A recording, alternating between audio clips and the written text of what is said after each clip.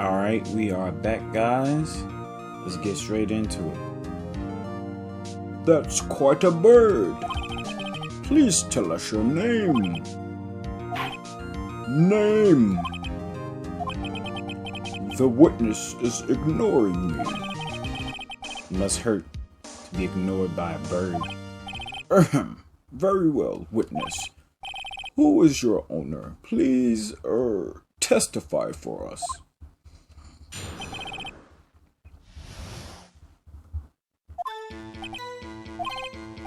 Hello, squad. That's it. Certainly the most concise testimony we've had so far. Very well. Begin your cross-examination.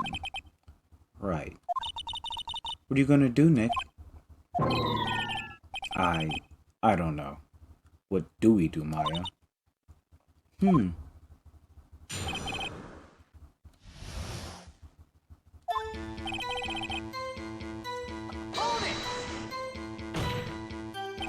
Witness, you can't just say hello and expect us to get anywhere.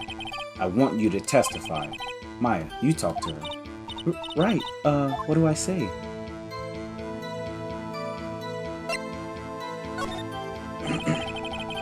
Maybe I should get her to say her name.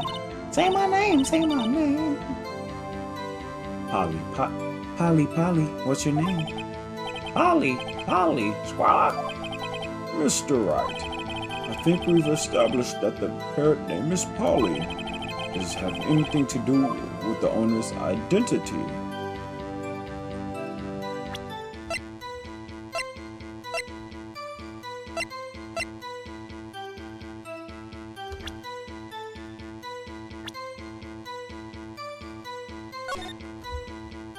Let's see.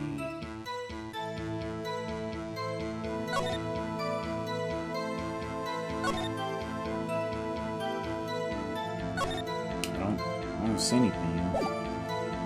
Does this relate to the DL6 incident at all? Oh, that's Misty Faye. Because the point we're trying to do is we're trying to tie the incident, this bird, to the DL6 incident, since it was owned by the caretaker. So far, I don't see, like, Polly Jenkins. Alright, let's read this real quick. Alright, we know that. Defense attorney, chapter, age 9, murder weapon was fired twice, blah blah blah. Edgeworth's memory loss due to deprivation after his arrest. Fiancée Polly Jenkins committed suicide.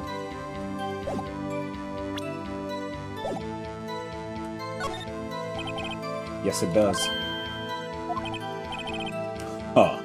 Fascinating. You claim that the parrot's name will prove her owner's identity? Then show us proof. Nick, don't you think you're taking the bluff? Hello. My bad. Drink a little warm. Nick, don't you think you're taking the bluffing a little too far? Listen, we're not here to answer the question of who is the caretaker. We're here to prove that he is Yanni Yogi. All we have to do is tie the name Polly to Yogi. Your Honor, proof that the parrot's name reveals the caretaker's identity is... I'm so glad I looked at it the second time, because I did not see it the first time skimming through. And that is in the suspect data. The DL6 case file? That's quite a large file you have there. Which page is this proof on? Then show us or stop wasting our time. Very well, Mr. Wright. Please show us the page. Where in this file is the information connected to the parrot's name? Suspect data. It's on the suspect data page. This page has all of the information about Yanni Yogi. Right after he was arrested, his fiancée committed suicide, see? Indeed, it does say that, yes. What was his fiance's name? Polly Jenkins. Polly? Exactly, Your Honor. He wanted to remember the name of his fiancée who had committed suicide. That's why he named his parrot after her. I see. I guess that is possible. I was waiting for that. Bah. A mere coincidence, that's all. My granddaughter has a dog she calls Phoenix. Well, Mr. Phoenix Wright, does this make you my granddaughter's fiancé? She's only 7 years old. Oh, she's only 7 years old. Indeed. Alone, it is a little weak for evidence in a murder trial. You would need some other corroborating evidence. When am I gonna find that? Back in the testimony. Nick, we're getting closer. One more. You should get one more piece of evidence. Right. Show a coincidence. But what? Very well, witness. You may continue. Well, guess we should try to get some information out of her. Need to show the judge that her owner is Mr. Yogi. Alright, let's get back at it. I'm not gonna repeat this.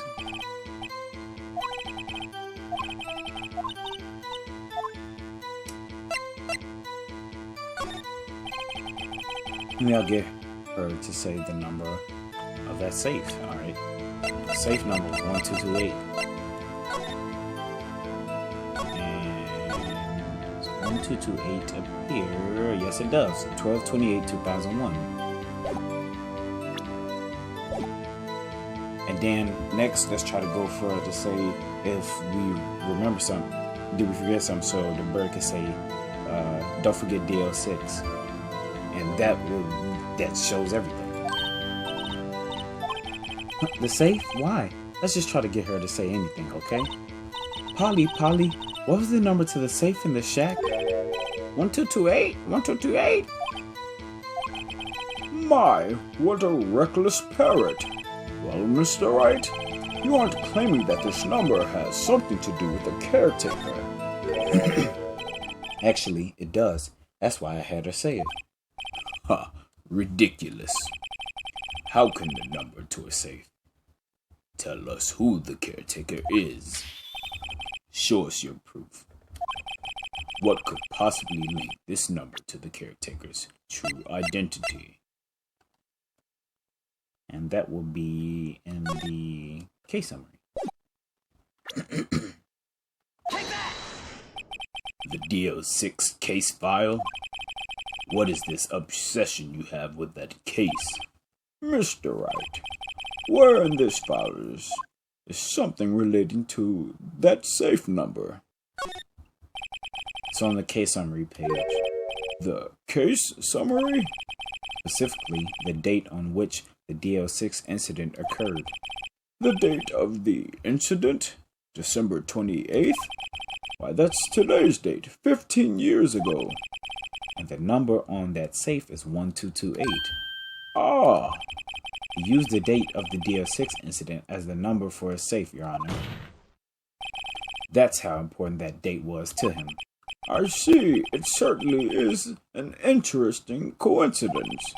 People often do set their secret numbers to dates. Bah, this is not tangible proof. I set my ATM card's number to 0001 because I'm number 1. This has nothing to do with a date. Nothing. You should go. Let me get hold of your credit card. That's enough. I think we've reached a conclusion here. This is a mere coincidence, that's all. So I want to make the pair say, don't forget DF6. True, that is a possibility. However, two coincidences at the same time seems more like a pattern to me. What are you saying? Summon the caretaker of the boat shop immediately.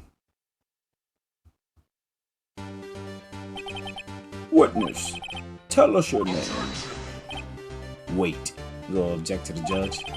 this witness who doesn't remember. No, it's okay. You finally woke up? I've accomplished what I wanted to do.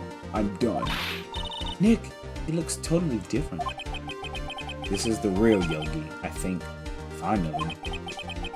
Been acting feeble to hide his true identity. Acting for 15 years. Well, let me ask you again. Please state your name for the court. My name is Yanni Yogi. 15 years ago, I served as bailiff in this very court. Yeah, chop glass, flip-flops, thongs, thong sound. Order! Yanni Yogi. So, was it you who killed Robert Hammond? He ain't finna admit to it. And tried to frame Miles Edgeworth for his death. The music stopped. He admitted to it. That's brazy. Yes, it was me. I did it. Too easy. They put me on the witness stand 15 years ago. Robert Hammond, he said I was mentally unsound. He told me it would make me innocent, get me off the hook. So, I pretended to have brain damage. I was innocent, really, but he didn't believe me. We won the trial, but I lost everything. How? Lost my job, my fiance, my social standing. Whoa, did they put him in a psych ward or something? It's crazy. And this year, 15 years later, a package arrived. It was a letter and a pistol. The plan was written out in careful detail. It was a plan for me to take my revenge on the people who ruined my life. I didn't care who had sent it. I thought this was my chance after 15 years. This was it. Finally, a chance to have my revenge on Robert Hammond and Miles Edgeworth. They didn't do nothing. Well, okay, I can see kind of why you got mad. If you really didn't do it, then Edgeworth must have done it, and Edgeworth started to claim that he did it.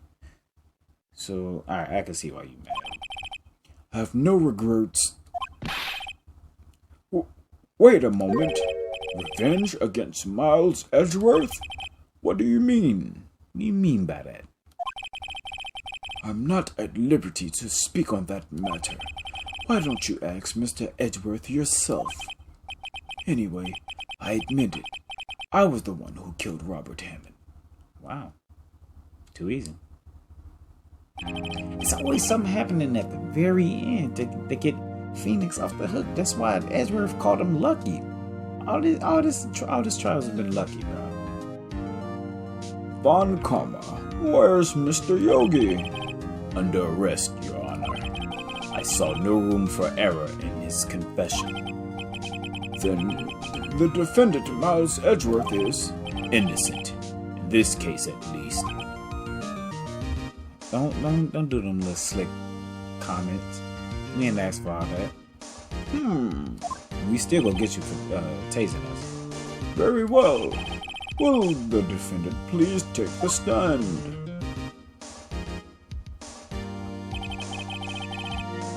There are a few mysteries left unsolved.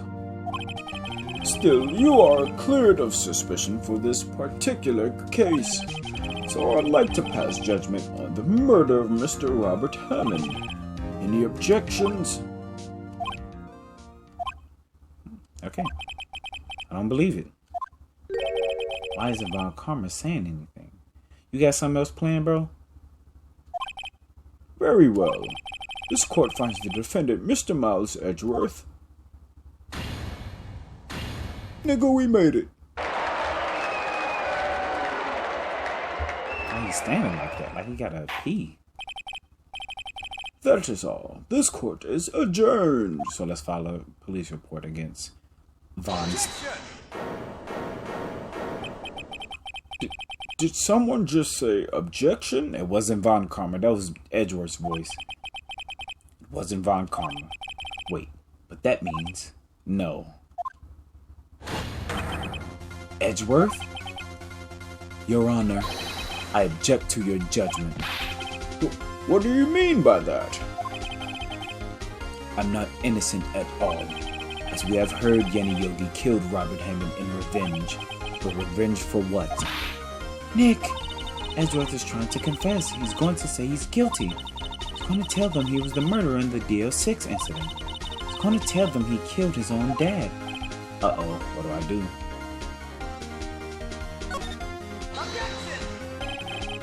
Judgment has already been passed. I object to Edgeworth's outburst. Didn't something like this happen yesterday too? Man, you were... I believe a certain witness raised an objection after a guilty verdict was passed. It would be Larry. You must hear this new statement. You must hear Miles Edgeworth. Can't argue with that. Edgeworth, you should have shut your mouth. He's right. We have a duty to hear out Mr. Edgeworth.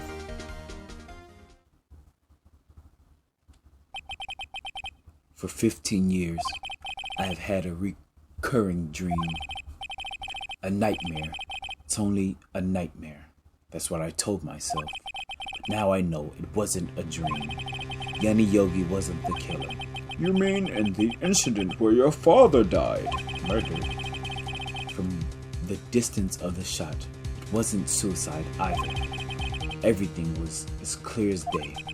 The murderer, the criminal in the DL6 incident. It was me, Your Honor. I confess my guilt. I am guilty for DL6, the statute of limitations of which ends today. The culprit is me. Why are you pointing that way? Order! Order! He's directly across from the judge, so why is he pointing that way? This is certainly unexpected. The defendant declared innocent is confessing to a different crime. A crime of which the statute of limitation runs out today. I'm not really sure how I should deal with this.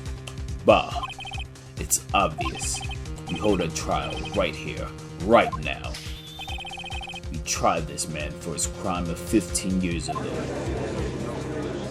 He did say what's his Edgeworth will go confess. I think I would like to take a 5-minute recess. During this time, I will consider the appropriate course of action to take. Court is adjourned. 5 minutes is more than enough time to kick Edgeworth in his gonads. I'm sorry, Wright. Don't apologize. I've just wasted all of your effort. Mr. Edgeworth, I don't believe it, sir. I mean, you killed your dad? I didn't want to believe it myself, Detective. But it's the truth. I deserve to be punished. Murder is murder, no matter what the circumstances. This is crazy. Just crazy. Nick, what are you doing? Huh? Oh, I was just reading through the court record once more. Getting my case ready. Your case for what? Huh? Isn't it obvious? I'm going to prove that Miles Edgeworth is innocent. What are you talking about, pal? He just admitted to it. He confessed that he did it in court. I'm sorry, Edgeworth, but I don't believe your nightmare. What? It's just a dream. It's not real. The truth is right here in this court record. In any case, tighten your belts. The real fight is just beginning. I'll prove you're innocent. Trust me. Right.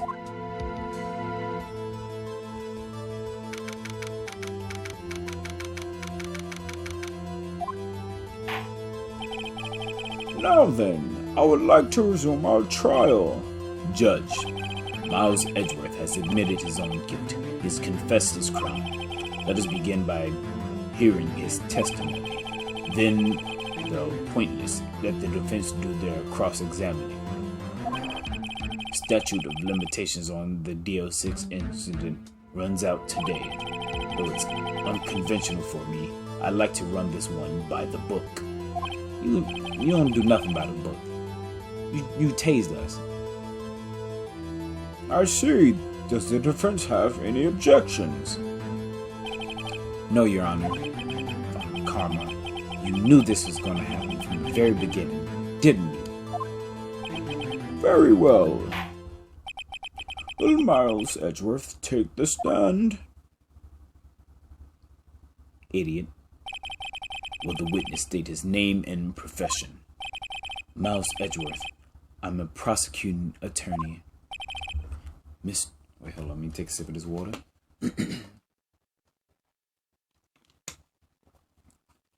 Mr. Edgeworth, 15 years ago, you mistakenly killed your father, Gregory Edgeworth. Is this correct? It is correct. Then testify about this matter to the court. When Edgeworth was telling me about his dream yesterday, I noticed something. One detail didn't quite fit. I'm glad you noticed something, because I didn't. That will be the key, but only if I can get it to work. Please, please. Okay.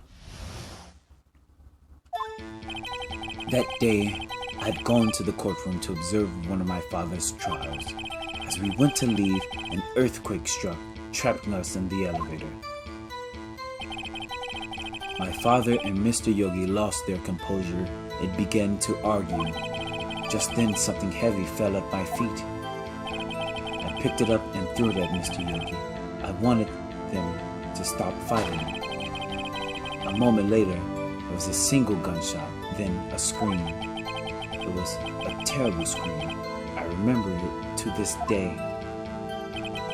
That's all. And until now, you thought this memory was a dream? We were stuck in that elevator for 5 hours. Yes or no question. Okay. The oxygen in the elevator ran out, and I lost my memory of the events. Bah, the same claim Mr. Yogi has made. Very well. Mr. Wright, your cross-examination, please. Yes, Your Honor. Well, after hearing his testimony, one thing did come to mind. Don't care. Don't care. Don't care. That's the gun, of course.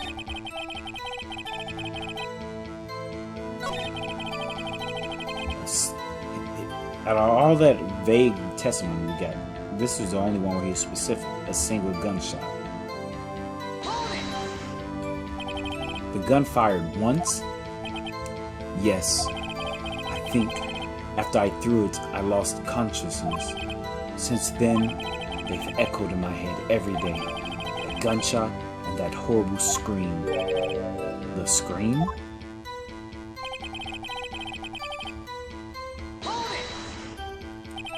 To this day, yes, I can practically hear it now. I doubt I'll ever forget that scream as long as I live. There it is. One part of the testimony clearly contradicts the evidence, but I don't know what it means. Better find out in quick.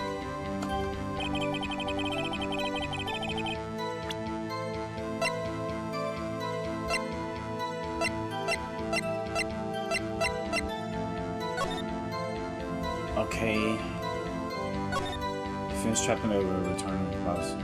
One bullet found in the heart. The murder weapon was fired twice. Okay, I didn't know that part. I was trying to see if it was gonna have data about the victim, cause we heard a scream. I was thinking like, if the dad got shot in the heart,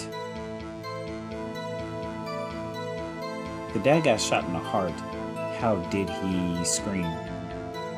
I was thinking like the death would be instantaneous, but we found a contradiction. I was right about it being the single gunshot because that was very specific.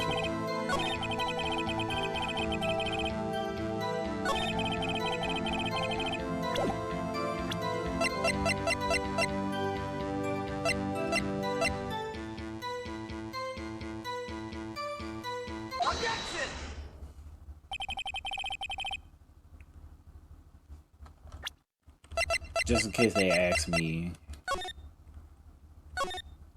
victim data. Alright. Are you sure you only heard one gunshot? Yes, I'm sure of that. I heard the gunshot and the scream. Then everything faded. I was unconscious until the rescuers came. I see. No, Your Honor. Unfortunately, you don't. Look at this file one more time. This plainly contradicts the witness's testimony. It's a big file. Let me, you have to show me where it is. You do enjoy dragging out that file, don't you? I don't accept this evidence, unless you can tell us what page it's on. Which page contradicts Miles Edgeworth's testimony? Look at the victim data in this file. It says it quite plainly the murder weapon was fired twice. Miles Edgeworth only heard one gunshot, yet the murder weapon was fired twice. The first shot was the accidental firing when the pistol was thrown. So who fired the remaining shot?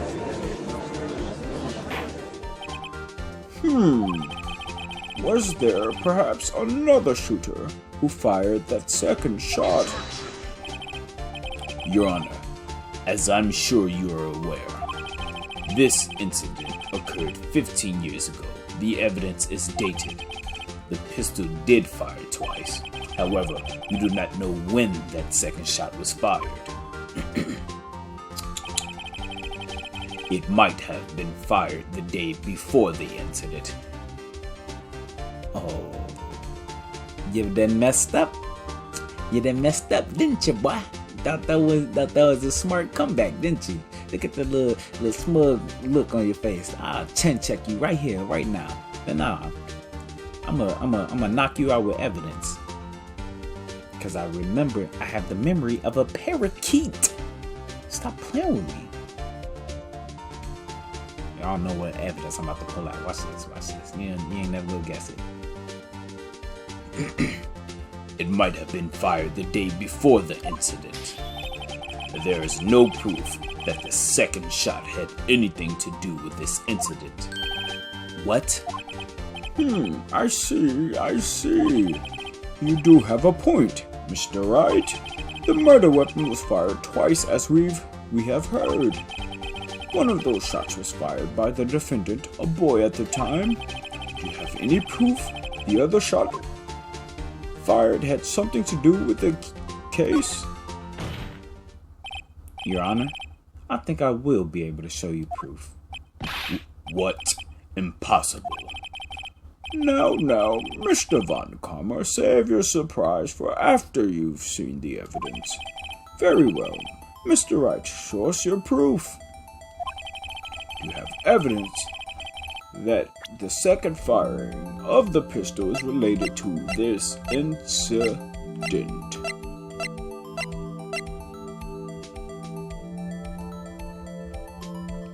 Let's just look at this real quick. One shot hit him in the chest, and the bullet was found in his heart. So why is there a bullet hole in the glass window? That was the first thing I noticed when I saw it.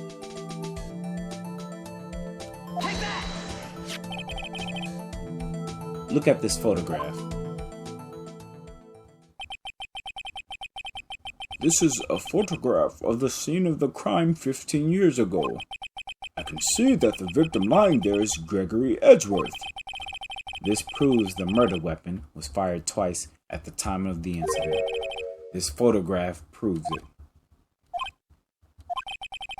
So let me get this straight. This photo proves 2 shots were fired. Where? Your Honor, please get a clue. Show the judge the contradiction in the photo.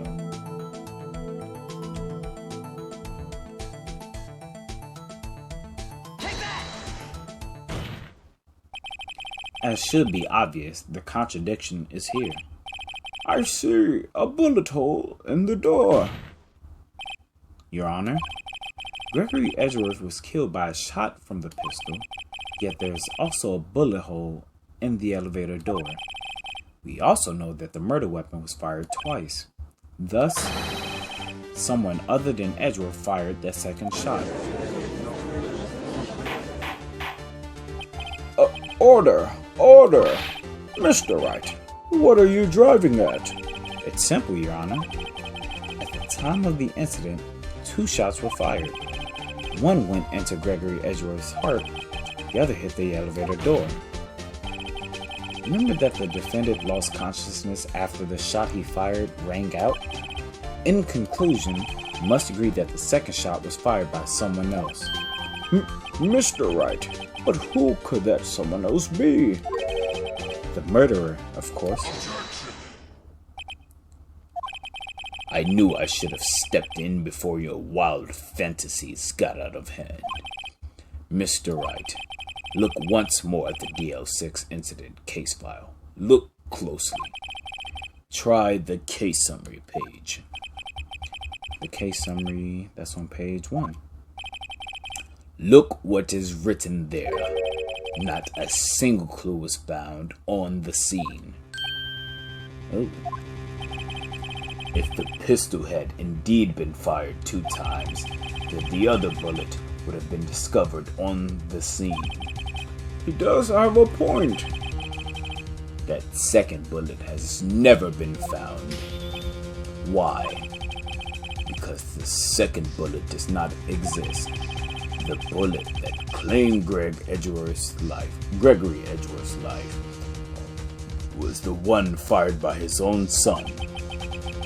That is the truth of this matter, the whole truth. It was undoubtedly something else that made that bullet hole in the door. So that was a different gunshot. My bad. Order! I will have order! Mr. Wright has proven one thing to us quite clearly. The murder weapon was fired twice at the time of the incident. However, as Mr. Von Commer says, the second bullet fired was not found. It is highly unlikely that the police merely overlooked this second bullet. So all we have is the single bullet fired. I'm afraid I have to discount the defense's claim. What? Tisk, tisk, tisk. I praise the judge for his wisdom in this matter. God, how did this happen? I don't believe that the second bullet didn't exist. Was I wrong? Have I been wrong about this whole incident? What are you doing, Nick? Why aren't you raising an objection? Exactly. I'm sorry, Maya. What? It looks like I was wrong. Nick, the second bullet wasn't there, and all my conjectures are for nothing. No. But you said you'd do it, Nick. You said you'd get Edgeworth declared innocent. I'm sorry. It's just, when I saw the photograph, I thought that 2 shots had been fired. I was so certain of it. I thought I'd won. I thought there was another person, someone else who fired the killing shot. But now, I was wrong to think it could be that simple. This case has stood unsolved for 15 years. Nick. Well, it seems that we have finally cleared up this incident. Only 1 bullet was found at the scene of the crime. That shot was fired by Miles Edgeworth. Precisely. I would like to ask one thing of Miles Edgeworth before passing my verdict. Have you been paying attention to the trial so far? Yes, Your Honor. Do you have any objections? No. No, I do not. So you killed your father, though that was not your intention. Yes, I did. Oh no. He's accepted the guilt. Very well. Statute of limitations on the murder of Gregory Edgeworth. Why do I keep calling this man Greg? Gregory Edgeworth runs out today. Therefore, I must pronounce a verdict on the defendant today, right here. Right now. Indeed. Does anyone have any objections? Been here before. It's just like my first day in court. So many things I know I should be saying. My mind's going blank. I can't find the words. Mr. Wright.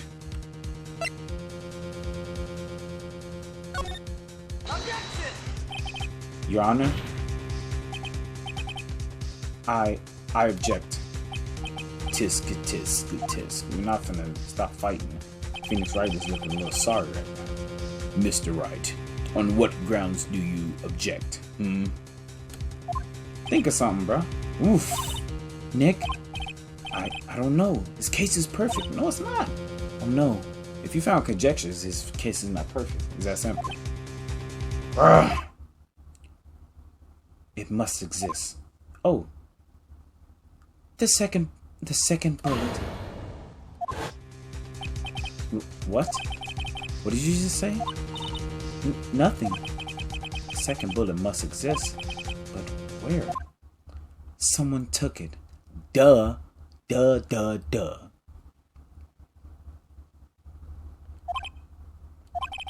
It seems waiting is not going to produce us any answers from Mr.